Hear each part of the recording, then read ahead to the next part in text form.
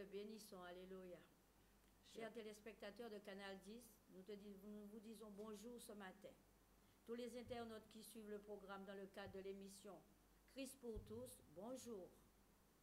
Frères et sœurs qui nous regardent ce matin, bonjour. C'est une joie et un bonheur de se retrouver encore ce matin pour parler de Jésus-Christ, notre Sauveur.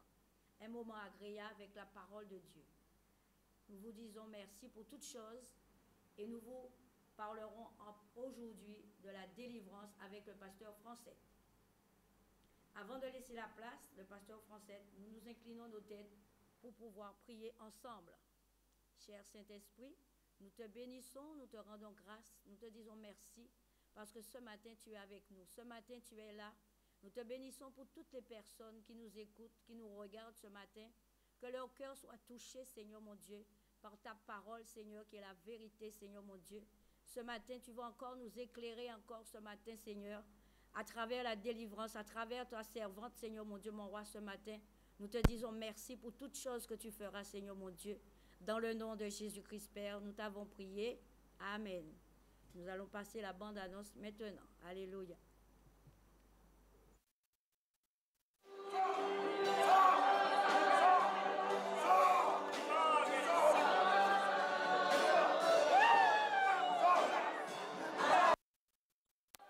Convention de puissance et de délivrance ce dimanche 7 septembre et lundi 8 septembre, mardi 9 septembre, mercredi 10 septembre à 18h30 avec le Bishop Eli à Bergevin, rue de la Messagerie face à Cache-à-Fer à Pointe-à-Pitre.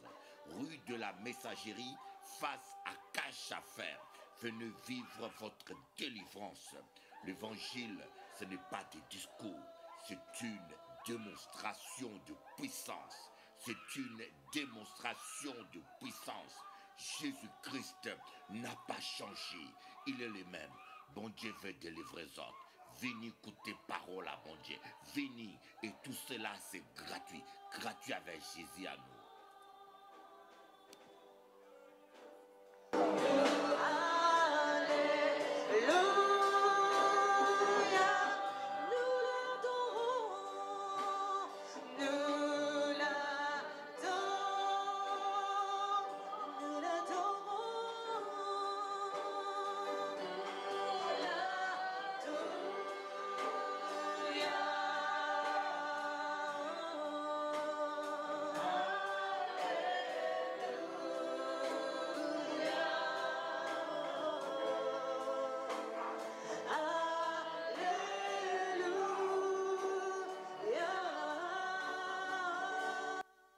Convention de puissance et de délivrance ce dimanche 7 septembre et lundi 8 septembre, mardi 9 septembre, mercredi 10 septembre à 18h30 avec le Bishop Eli à Bergevin, rue de la Messagerie face à Cache-à-Fer à Pointe-à-Pitre.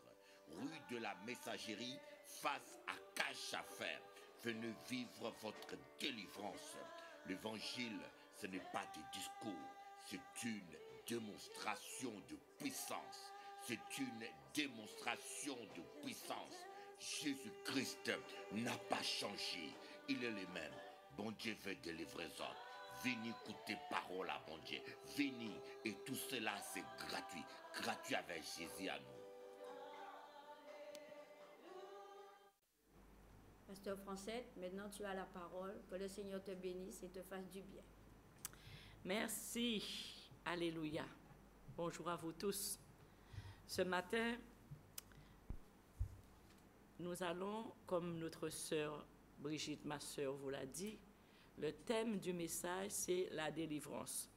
Et c'est dans le prolongement, pour ma part, du message que nous vous avions porté avec le Bishop Eli samedi dernier, comment triompher des démons, des malédictions, pour vous dire que la délivrance, c'est quand nous triomphons des démons. Et je voudrais vous parler de mon histoire avant de commencer. Un jour, il y a plus de 20 ans, je suis venue au Seigneur. Je ne connaissais pas Jésus en tous les cas, comme aujourd'hui, je ne le connaissais pas. J'ai été baptisée comme tout le monde. J'ai eu un parrain, une marraine comme tout le monde. Mais ça s'arrêtait là. Et un jour, à un certain âge de ma vie, il y a 20 ans, ma vie a basculé. Ma vie avait basculé. Mon époux et moi, nous ne comprenions rien de ce qui nous arrivait. D'un seul coup, tout avait changé. Les clients se faisaient rares, car nous avions une entreprise. Les clients se faisaient rares, on ne les voyait pas. Je passais peut-être une matinée à attendre un client, à attendre une commande, à attendre quelque chose. Mon mari partait, il revenait, il n'y avait pas de commande, mais les clients qui avaient déjà passé commande, eh bien, ceux-là même ne payaient pas. Les paiements étaient bloqués. Les banques qui nantissaient les factures, eh bien, ces banques-là, quand ils nantissaient la facture, le paiement prenait tellement de temps qu'il y avait des agios et des agios. Donc, c'était la débâcle totale. Les dettes s'accumulaient, ma santé se dégradait. C'était comme si... comment je vais vous expliquer ça? C'était comme si j'avais des kilos sur mon dos. Parce que nous sommes faits d'un poids que nous portons. Mais chaque jour, je sentais comme si on avait mis des kilos sur mon dos, sur moi, et je ne pouvais pas avancer. Mes pieds ne pouvaient pas marcher. Mais ces kilos qui étaient sur moi me pesaient, certes, absolument, mais me fatiguaient, et j'étais dans une sorte d'apathie, de léthargie. Je somnolais, je n'avais qu'un désir, c'était de dormir. Donc, quand je vaquais, j'avais des difficultés à vaquer au quotidien. Mais quand je réussissais à faire le minimum, je partais et je dormais. Et je dormais parce que debout, je n'y arrivais pas. Et c'est dans ce contexte que j'ai rencontré le Seigneur à la CRJC, église que nous n'avons plus quittée depuis. Je me souviens que mon mari a d'abord été écouter le bishop Eli à son église. Il a été écouter le bishop Eli et il a été convaincu de la parole et il m'y a emmené. Je me souviendrai toujours de ce soir-là. Je peux même vous dire où c'était. C'était, chers amis mouliens, c'était chez vous, c'était à Moule, c'était à Zévalos, c'était pas loin de notre sœur Brigitte. Il y avait toute cette église-là, cette cellule de prière. Ce n'était même pas une église, c'était une cellule de prière. C'était un lieu où on se rencontrait le lundi soir et qu'on priait, et c'est là que ma délivrance a eu lieu. Les amis de Zévalos s'en souviennent encore, parce que jusqu'à présent, il y a 20 ans de cela, il y a des personnes encore qui me rencontrent dans la rue, qui ne savent plus mon nom, qui ne me disent plus mon nom, mais qui me disent « Ah, c'est la dame, hein, c'est vous, hein, vous vous rappelez? Mon Dieu, c'était spectaculaire. » Et ce soir-là, le Saint-Esprit, l'Esprit du Dieu vivant, s'est manifesté d'une manière extraordinaire. C'était spectaculaire. Quand on m'a imposé la main, je me rappelle que d'une chose, juste, que j'ai tenu les pans de ma robe et que j'ai tout noyé. Chaque esprit a son style, a son genre, je ne sais pas. Mais en tous les cas, j'ai tout noyé. Aucune danseuse d'opéra n'a fait de pointe comme moi, madame, messieurs. J'ai tout noyé. Et quand je suis revenue à moi, on m'a dit que ça faisait un quart d'heure que j'étais étalée par terre et que je criais. Et ce soir-là, ce démon qui perturbait ma vie, ce démon qui avait été engagé, ce démon exécutant d'une situation de blocage, de destruction dans ma vie, dans nos finances, ce démon-là était parti. Ça fait 20 ans, je vous dis. Il n'est plus jamais revenu. Mon mari et moi, notre vie est repartie. C'est fini. Notre vie a changé encore. Ça veut dire que nous avions une vie qui avait basculé et aujourd'hui, depuis 20 ans, notre vie a changé. Amen. Et nous vivons toujours sur l'acquis de cette délivrance que nous avons obtenue parce qu'après, mon mari, lui aussi, a fait sa délivrance et les démons qui nous étaient envoyés, qui exécutaient leurs plans dans notre vie, ces démons-là sont partis. Il y a tellement de cas que nous voyons parce que depuis 20 ans, je suis resté fermement attaché à la parole de Dieu. Pas plus tard que jeudi dernier, nous pratiquions une délivrance à l'église. Un démon, un esprit mauvais qui persécutait une jeune femme, persécutait et qui la bloquait dans le célibat. C'est une jeune femme, elle a moins de 40 ans, elle est jolie, elle a un bon métier, mais aucun homme ne s'approche d'elle. Cela pouvait être une malédiction, un démon exécutait une sentence prononcée contre elle, mais en plus cet esprit-là provoquait des douleurs dans tout son corps. Elle avait mal par période, elle avait mal dans tout son corps. Les médecins ont fait des examens poussés, mais il n'y avait rien. Et je peux vous assurer que jeudi matin, ce démon-là, il était tellement violent que nous étions quatre pour pratiquer cette délivrance. Mais comme Dieu reste toujours le grand vainqueur, le démon est obligé de partir. Il criait, je la déteste, je la hais, je vais la détruire, elle ne se mariera jamais, je ne la laisserai pas être heureuse. C'était le plan qu'il avait pour elle. Et nous avons su, parce que c'était un démon qui était bavard, mais quand le démon ne parle pas, eh bien, le Saint-Esprit nous révèle toutes les choses. Nous verrons ça tout à l'heure. Le Saint-Esprit nous révèle toutes choses. Et nous pouvons toujours savoir qu'il était installé dans la famille. La mère de cette jeune personne souffre des mêmes maux. Ce sont des exemples que nous vous donnons ce matin parce que nous voyons énormément de personnes qui ont compris, qui par rapport à ce que nous enseignons le samedi matin, qui par rapport à ce que nous enseignons dans l'église, comprennent quand il y a des situations qui ne sont pas naturelles dans leur vie et qui viennent et qui vivent leur délivrance. Il y a environ 3 mercredis, un homme est venu à l'église. Il avait un esprit qui lui parlait, qui lui dictait les choses. Non, ne fais pas ceci. Non, ne fais pas cela. Il faut aller dans ce sens-là. Je suis là pour te diriger. C'est moi qui dois te diriger dorénavant. Il avait l'impression de devenir fou en entendant cette voix dans sa tête.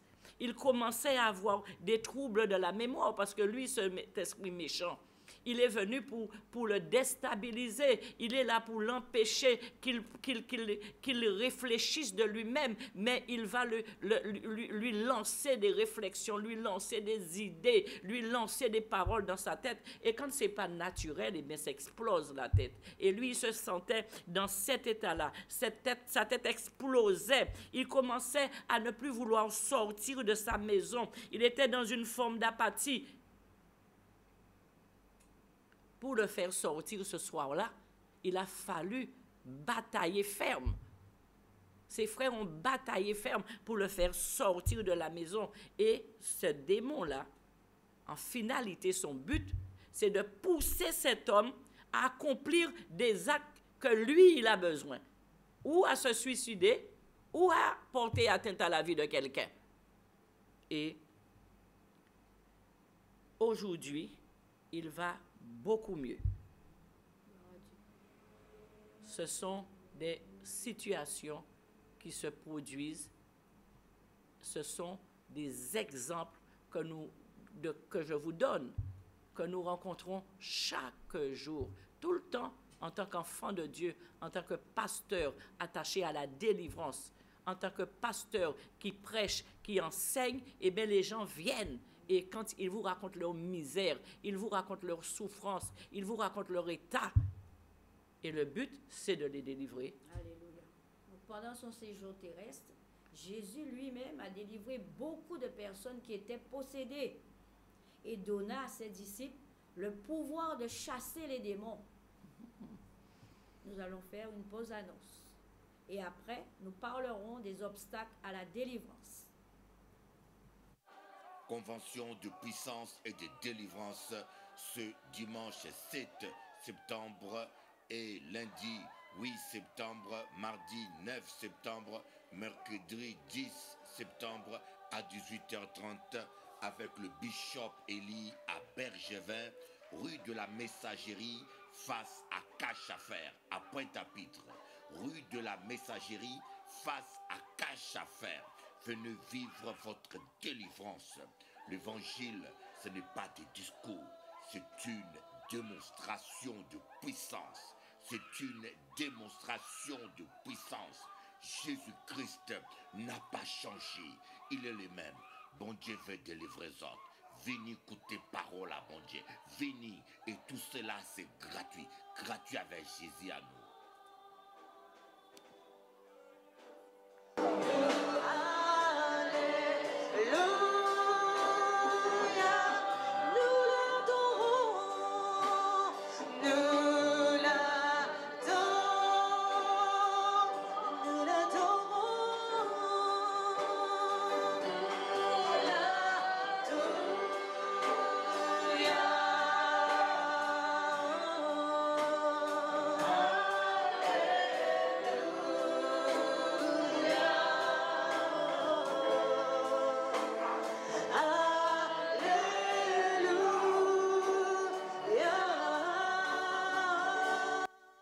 Convention de puissance et de délivrance ce dimanche 7 septembre et lundi 8 septembre, mardi 9 septembre, mercredi 10 septembre à 18h30 avec le Bishop Élie à Bergevin, rue de la Messagerie, face à Cache-à-Faire, à Pointe-à-Pitre.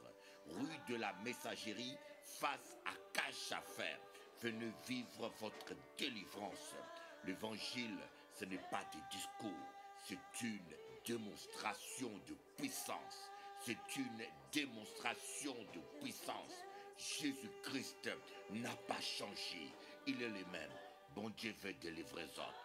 Venez écouter parole à bon Dieu. Venez. Et tout cela, c'est gratuit. Gratuit avec Jésus à nous. En effet, sœur Brigitte, la Bible dit que Jésus-Christ, dans Matthieu, il a dit qu'il a appelé les 12 disciples et il leur a donné le pouvoir de chasser les démons, le pouvoir de chasser les esprits impurs et de guérir toutes les maladies et les infirmités. Donc, la délivrance a été pratiquée par Jésus-Christ lui-même et il a laissé ce pouvoir en son nom, sous son autorité, afin que son peuple, afin que ses enfants, afin que ceux qui le reconnaissent, afin ceux qui répondent de lui, qui lui appartiennent, soient délivrés. Et c'est vrai que s'il y a des délivrances qui sont instantanées, qui se font vite, par contre, qui se font immédiatement. Par contre, il y en a d'autres qui durent. Il y a des délivrances qui sont bloquées. Et il y a des causes à cela. Ce matin, nous allons traiter les causes des délivrances qui sont bloquées, des délivrances qui durent, des délivrances qui tardent. Il y a des personnes qui ont commencé leur délivrance, qui se découragent, qu'il y a des personnes qui sont venues, qui ne veulent pas forcément écouter la parole de Dieu, qui ne veulent pas forcément s'instruire dans la parole de Dieu, qui ne veulent que la délivrance, qui veulent prendre que la délivrance. Et si ces causes-là sont dans leur vie, eh bien, ils voient leur délivrance tarder, ils ne voient pas la délivrance, ils se découragent, ils disent que c'est pas existe, ils disent que c'est le pasteur qui n'a pas d'onction, ils cherchent ailleurs, quand ils ne trouvent pas ailleurs, finalement, des fois même, quand ils connaissent les raisons pour lesquelles ils ne sont pas délivrés et qu'ils ne veulent pas changer leur méthode de vie, eh bien, ils partent chez le marabout. Mais ce que je veux dire à quelqu'un en ce matin, le marabout ne fait que vous charger de d'autres démons. Il n'y a qu'un seul nom qui a été donné dans le ciel, sur la terre, plus bas que terre, devant lequel tout genou fléchit, même les genoux du démon, de l'esprit impur. Et quand il est commandé au nom de Jésus-Christ de partir dans les conditions que nous allons citer, le démon s'en va. Alléluia, merci Seigneur. Alors, il y a une cause qui bloque la délivrance, c'est le péché. Le péché, il donne accès aux démons. Le péché bloque la délivrance. Voilà pourquoi l'apôtre Paul a dit que ne donnez pas accès aux démons. Comment peut-on donner accès aux démons? Lorsqu'on pêche, on donne accès aux démons. Parce que là où est le péché, c'est là où est l'habitation du diable. Le diable vit là où il y a le péché. Pour Dieu, c'est la boue. Et pour le démon, c'est un lieu bien orné. Parce que le péché, il est le père du mensonge. Il est le père de toutes sortes de vices. Donc, ça lui appartient. Et lorsqu'il y a le péché quelque part, eh bien, c'est l'habitation du diable. Certaines fois, lors d'une délivrance, nous avons pu entendre un démon dire qu'il est bien chez lui en expliquant le péché de la personne. Ah non, non, non, non, il m'appartient, elle m'appartient, elle fait ça, ça m'appartient, c'est mon vice, ce sont mes pratiques, je suis chez moi. Et il ne veut pas partir. Jésus a dit, quand lui, il était là, il a dit, l'ennemi vient. Quand Judas approchait. Mais il n'a rien en moi. Il vient, mais il n'y a rien de lui en moi. De quoi s'agissait-il? Du péché. Vous savez, le diable, il a des doigts et il connaît ses doigts. Il sait que là où il y a le péché, la porte lui est ouverte. Il a l'accès là où il y a le péché. C'est pour cela que la Bible dit que celui qui veut se rapprocher de Dieu doit s'éloigner de l'iniquité. Regardons dans 1 Jean. 1 Jean, le chapitre 5, le verset 18. 1 Jean 5, 18. Sœur Brigitte, que nous dit 1 Jean 5, chapitre 5, le verset 18. Alors, le verset 18 nous dit, oui. Nous savons que quiconque est né de Dieu ne pêche point. Mais celui qui est né de Dieu se garde lui-même et le malin ne le touche pas. Amen. Alors, relis encore ce passage. Nous savons que quiconque est né de Dieu ne pêche point. Mais celui qui est né de Dieu se garde lui-même. Oh oui. Et le malin ne le touche pas. Voilà. Il en est ainsi parce que le croyant est gardé par celui qui lui donne la capacité de résister au péché. Et celui qui lui donne la capacité de résister au péché, c'est celui qui le délivre, Jésus-Christ. Le croyant a Jésus-Christ. Donc, il est protégé. Le diable, par conséquent, ne le touche pas. Le sang de Jésus-Christ a coulé pour que nous soyons délivrés du joug de l'oppresseur. Seulement, une condition primordiale, c'est se garder du péché. C'est pour cela, il faut confesser son péché à Dieu. Il faut dénoncer son péché en faisant la démarche de pardon envers notre Seigneur. Si l'on ne se garde pas, l'ennemi touche. Si l'on ne se garde pas, l'ennemi touche. Et comment peut-on se garder? C'est en veillant sur soi. La capacité que Dieu nous donne en Jésus-Christ, la capacité que Christ nous donne.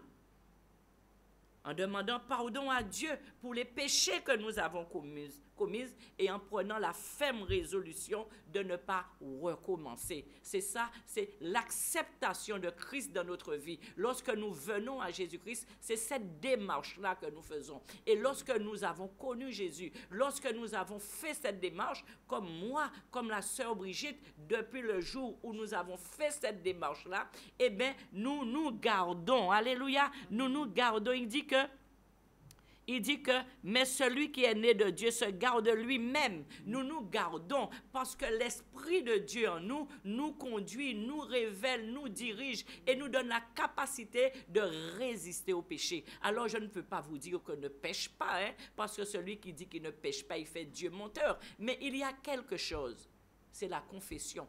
Reconnaître son état, reconnaître son péché, demander pardon à Dieu avec la ferme résolution de ne pas recommencer. Ce n'est pas un chant, ce n'est pas une litanie, ce n'est pas Seigneur, je te demande pardon. Sans la ferme résolution de ne pas recommencer, qui fait que le péché est pardonné. Lorsque nous le faisons sincèrement, lorsque dans notre cœur, nous prenons déjà la résolution de ne plus le faire, c'est la foi qui fait que nous croyons que le sang de Jésus-Christ nous lave, nous purifie, nous sanctifie. Amen. Amen. Nous nous gardons, nous sommes gardés, l'ennemi ne nous touche pas. Alléluia. Amen. Béni soit le nom du Seigneur. L'ennemi ne nous touche pas. Il est impossible qu'un enfant de Dieu gardé par Dieu soit touché quand il ne pêche pas. Un autre obstacle à la délivrance, c'est le manque de foi, le manque de persévérance. Un cas nous est relaté dans le livre de Matthieu. Dans le livre de Matthieu, au chapitre 17. Alors, voyez-vous, Jésus, un homme emmène son fils lunatique à Jésus après que ses disciples n'aient pu chasser le démon et Jésus chassa le démon qui était dans le fils lunatique. Il est écrit que Jésus parla sévèrement au démon et à l'instant même, l'enfant fut guéri. Mais pourquoi les disciples n'ont pas pu faire cette délivrance? Pourquoi les disciples n'ont pas pu faire cette délivrance? Ils ne le savaient même pas. Mais sœur Brigitte, lis à partir du verset 19. Nous allons voir. Voilà. Verset 19 nous dit, alors les disciples s'approchèrent de Jésus et lui dirent en particulier, pourquoi n'avons pu chasser ce démon? C'est à cause de votre incrédulité, leur dit Jésus. Je vous le dis en vérité, si vous aviez de la foi comme un grain de sénévé, vous direz à cette montagne, transporte-toi d'ici là, et elle se transporterait. Rien ne vous serait impossible. Mais cette sorte de démon ne sort que par la prière et par le jeûne. Ah, voyez-vous, il leur manquait la foi, et quand il y a la foi, il manque la persévérance. Jésus dit ici que votre incrédulité, si vous aviez la foi de la grosseur de la plus petite graine du monde, vous diriez à la montagne, déplace-toi, et la montagne se déplacerait. Ça veut dire que si les disciples n'ont pas la foi pour accomplir la délivrance, pour chasser le démon, s'ils disent au démon de partir, mais sans aucune foi que le démon doit obéir, sans connaissance, sans foi, en se disant que quand je lui dis de partir, il part, le démon ne part pas. parce qu'il n'y a pas de foi. Il faut la foi. Il faut que les disciples aient la foi. Et il faut que la personne qu'on délivre ait la foi. Que la personne croit qu'il accomplit quelque chose, qu'il est venu, que Jésus-Christ a établi la délivrance, que Jésus-Christ a délivré et qu'au nom de Jésus-Christ, les démons doivent partir. Alors quelqu'un qui vient avec cette détermination-là, avec quelqu'un qui pratique la délivrance avec une foi ferme, la délivrance se fait. Mais, malgré la foi, il y a des délivrances qui sont difficiles. Et Jésus-Christ a dit que ce genre de démon ne part que, cette sorte de démon ne part que par le jeûne et la prière. Il y a des délivrances où il faut jeûner. Il y a des délivrances où il faut jeûner. Il faut prendre un temps dans la prière, des délivrances qui vont rester pour pendant qu'on instruit la personne dans la prière, pendant que nous prions, pendant que nous intercédons, un jour, 2 jours, 1 semaine, 2 semaines, nous intercédons, nous prions, nous jeûnons, et nous venons et nous libérons cette personne. Et puis, quelqu'un, un homme de Dieu, une servante de Dieu, qui se tient dans le jeûne et dans la prière, il est capable de chasser le démon, comme Jésus-Christ l'a dit, tout de suite. Il se tient, sa vie est consacrée à Dieu. Dans le jeûne et dans la prière, le démon ne peut pas résister. Le démon s'en va. C'est un petit peu ce que nous voyons ici dans la noce du bishop Eddy. Alléluia. Donc, il faut la foi des deux côtés. Quand Jésus se rendit à Nazareth, pour confirmer, quand Jésus se rendit à Nazareth, la Bible dit qu'il ne put faire là aucun miracle. Parce que les habitants de Nazareth ne crurent pas. Ils étaient en train de chercher. Ah bon, c'est Jésus. C'est le Jésus qui a grandi avec nous. C'est le Jésus qui était...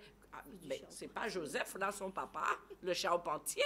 Mais on le connaît, on le voyait. On l'a vu, là, en couche-culotte, on le voyait courir. Mais attends, c'est lui. C'est lui. Et donc, ils étaient enfermés dans une incrédulité. Et quand Jésus ne put rien faire, Jésus avait la foi. Jésus, c'est le Fils de Dieu. Mais il te dit que si tu crois, tu verras la gloire de Dieu. Tu dois mettre ta foi en action. Si tu as la foi de la grosseur de la plus petite graine du monde, tu diras à la montagne de se déplacer et la montagne se déplacera. Vous imaginez là? Vous imaginez ce que Jésus-Christ a dit? Que celui qui croit, celui qui a la foi, comme la plus petite graine du monde, il peut chasser un démon dans sa vie. Il peut s'auto-délivrer. Il faut la foi. Il faut la foi dans celui qui pratique la délivrance. Il faut la foi dans celui qui veut être délivré. Si tu ne crois pas que Jésus-Christ peut te délivrer, comment seras-tu délivré? Parce qu'il a dit à Marthe, si tu crois, tu verras la gloire de Dieu dans ta vie. Alléluia. Il faut batailler. Le Daniel, la Bible dit que Daniel, il a lutté, il a prié, il a jeûné pendant 21 jours pour avoir la victoire sur le prince de Perse.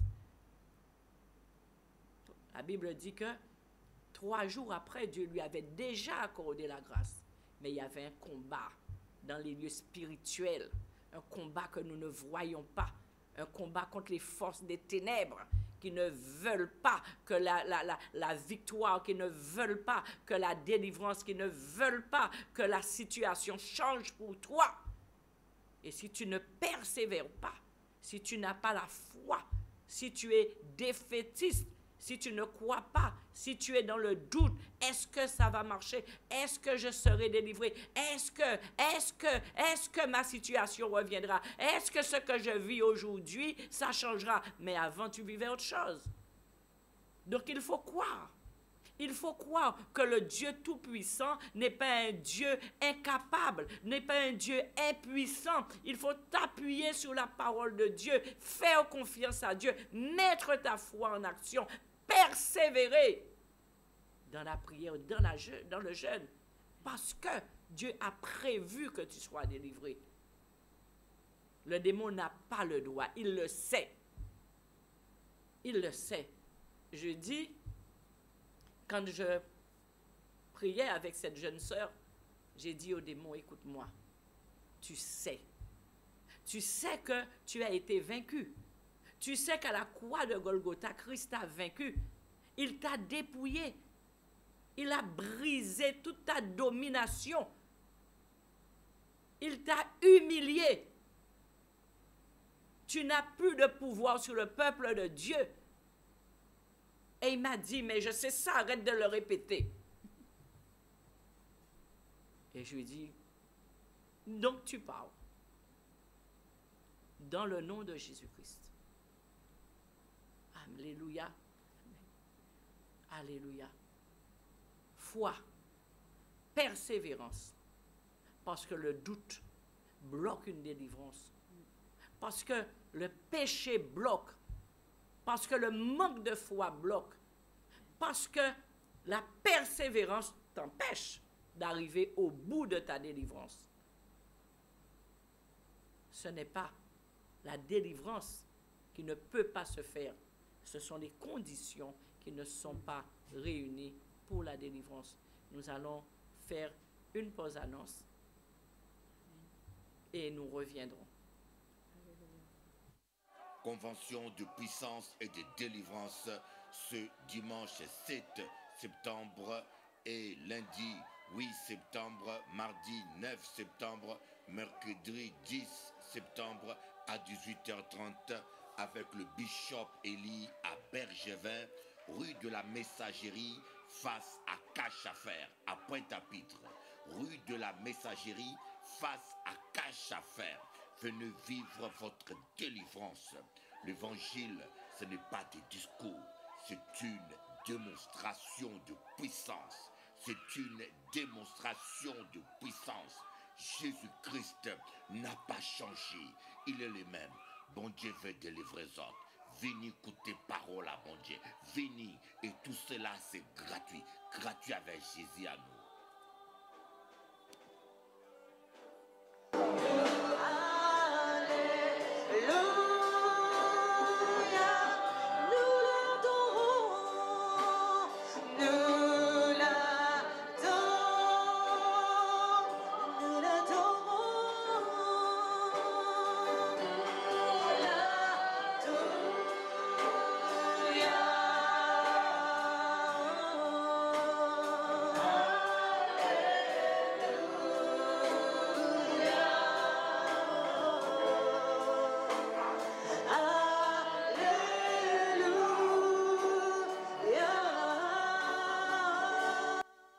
Convention de puissance et de délivrance ce dimanche 7 septembre et lundi 8 septembre, mardi 9 septembre, mercredi 10 septembre à 18h30 avec le bishop Élie à Bergevin, rue de la Messagerie face à Cache-à-Faire à Pointe-à-Pitre.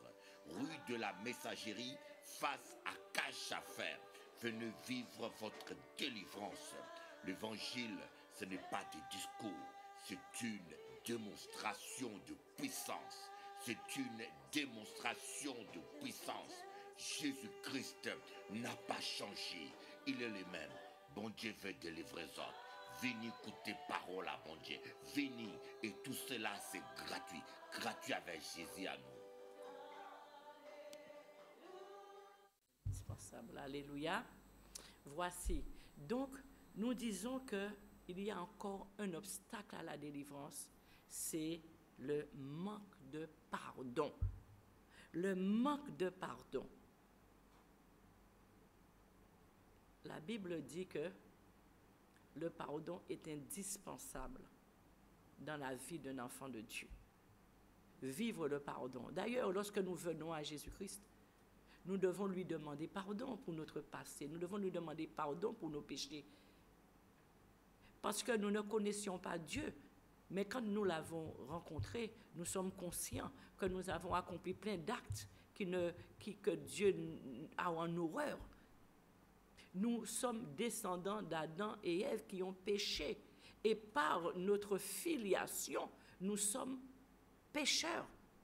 Mais lorsque nous venons à Jésus-Christ, nous demandons à Dieu, nous demandons pardon. Parce que le sang de Jésus-Christ qui a coulé nous lave et nous permet maintenant d'être plus blanches que neige. Et chaque fois que nous dérapons, chaque fois, la Bible dit que le juste, chaque fois qu'il tombe, Dieu le relève. Mais Dieu nous relève par la reconnaissance de notre péché et notre démarche de pardon envers lui. Donc, l'une des conditions principales, c'est confesser son péché et demander pardon à Dieu. Lorsque nous demandons pardon à Dieu, Dieu nous pardonne. Et après, nous regardons dans Matthieu, le chapitre 6. Il est dit au verset 12, là où Jésus-Christ donnait un exemple, la manière de prier. Et je sais que beaucoup de personnes prient le Notre Père carrément. Plein de personnes, un jour nous vous ouvrirons le Notre Père pour voir combien, rien que ces quelques versets, peuvent vous conduire à des heures de prière. Eh bien, le Notre Père, il est dit au verset 12, « Pardonne-nous nos offenses, comme nous pardonnons, nous aussi, à ceux qui nous ont offensés. » Vous avez lu en même temps que moi ou vous avez écouté? Il est dit, pardonne-nous nos offenses comme nous pardonnons, nous aussi, nous pardonnons. Alors souvent, sœur Brigitte, il y a des gens qui se condamnent, qui se condamnent en faisant cette prière. Ils demandent pardon à Dieu parce que nous sommes capables, nous demandons pardon. Souvent, il y en a qui justifient leur péché, mais des fois ils disent, Seigneur, je te demande pardon pour ça. Mais ils ne pardonnent pas leur prochain. Et ici, Jésus dit, pardonne-nous comme nous pardonnons à ceux qui nous ont offensés. Ça veut dire que si tu ne pardonnes pas à ton frère, si tu ne pardonnes pas à quelqu'un dans ta vie, si tu ne pardonnes pas, mais c'est inutile. Toi, tu n'es pas pardonné. Ta démarche de pardon auprès de Dieu est nulle et non avenue parce que tu ne pardonnes pas à ton prochain. Et, sœur Brigitte, si tu nous lis les versets 14 et 15 qui suivent. « Si vous pardonnez aux hommes leurs offenses, votre Père céleste vous pardonnera aussi. Mais si vous ne pardonnez pas aux hommes, votre Père ne vous pardonnera pas non plus vos offenses. » Amen. Amen. Et cela nous fait bien comprendre que si nous ne pardonnons pas, nous n'allons pas recevoir de Dieu. Dieu ne peut pas nous pardonner parce que Dieu, c'est un Dieu juste. Il veut que nous allons au-delà et il est capable de nous aider à pardonner si nous n'arrivons pas. Des fois, c'est difficile. Mais l'Esprit de Dieu peut nous convaincre et l'Esprit de Dieu peut nous aider à faire cette démarche. Et à partir du moment que nous le faisons, la porte de la grâce est ouverte. Les écluses des cieux sont ouvertes. Notre vie est changée. Nous ne voyons plus les mêmes choses. Nous avons une paix que nous n'avons jamais connue. Et nous le ressentons et nous voyons. Et nous avons la joie et la paix du Seigneur. Et nous sommes très bien avec le prochain. Nous sommes très bien avec les autres. Alléluia. Amen. Le pardon soulage.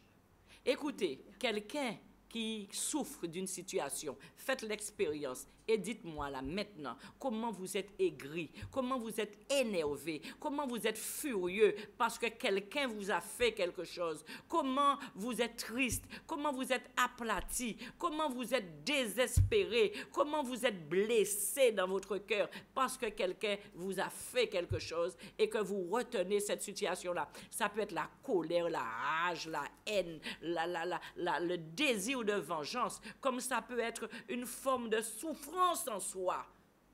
Des fois, il y a des personnes qui disent « j'ai pardonné », mais qui souffrent. Tu n'as pas pardonné. Et fais la démarche de pardon. Pardonne et tu verras comment tu te sentiras libre et Dieu veut que tu te pardonnes. À tel point que la Bible dit que Dieu a dit combien de fois, quand on lui a demandé combien de fois, c'est où c'est ça ce passage? C'est dans Matthieu 18. Hein? Vas-y, Matthieu 18. Matthieu 18, de 21 à 22. C'est ça, dis. Alors Pierre s'approcha de lui et dit, Seigneur, combien de fois pardonnerai-je à mon frère lorsqu'il péchera contre moi? Serait-ce jusqu'à 7 fois? Jésus lui dit, je ne te dis pas jusqu'à 7 fois, mais jusqu'à 70 fois 7 fois. Alléluia. Voyez-vous? Quelle largesse que Dieu nous donne. Exact. Exact. Ça veut dire que Dieu tient à ce que nous puissions nous pardonner nos fautes les uns les autres. Donc, Dieu ne fixe pas de limite dans le pardon. Pierre a dit, il faut pardonner. Mais Seigneur, dis-moi, dans la journée, si je lui pardonne 7 fois, c'est quand même bon, 7 fois. Pardonner 7 fois dans une journée à la même personne, c'est quand même, c'est bon, hein, Jésus? Et Jésus a dit, je ne dis pas, hein, c'est ce qu'il a dit, hein, je ne dis pas. 22, jusqu'à 7 fois. Amen. Je ne dis pas, je ne te dis pas jusqu'à 7 fois, mais je te dis jusqu'à 7 fois 77 fois. Ça veut dire que autant de fois que cette personne vient te demander pardon, pardonne-le lui, parce que ta vie en dépend, parce que ta délivrance en dépend, parce que ta paix en dépend, parce que ta joie en dépend, parce que ton succès en dépend. Libère ton cœur, lâche, lâche, et tu verras ta délivrance. Le pardon est incontournable. Il y a des situations, les personnes qui pratiquent la délivrance peuvent le confirmer. Des fois, nous crions, nous prions, et la délivrance ne se fait pas. Nous disons, Saint-Esprit, montre-nous, et vous allez voir maintenant la présence de l'Esprit de Dieu lors d'une délivrance. Amen. Nous disons, Saint-Esprit, montre-nous qu'est-ce qui ne va pas. Montre-nous. Et le Saint-Esprit, quand il s'agit de manque de pardon, il nous montre. On ressent qu'il y a un manque de pardon. Quand on vient et qu'on attaque, le démon explose, il s'exprime. On arrête tout. On dit à la personne de faire cette démarche de pardon envers la personne qui l'a blessé ou la situation. Ça peut être un partenaire qui l'a abandonné, ça peut être le père de ses enfants, ça peut être sa maman, ça peut être son papa, ça peut être un voisin, ça peut être n'importe qui. C'est le fardeau qui est sur le cœur qui dérange et qui permet au diable de demeurer, parce que le manque de pardon est un péché que Dieu condamne, parce que Dieu a pardonné. Dieu a pardonné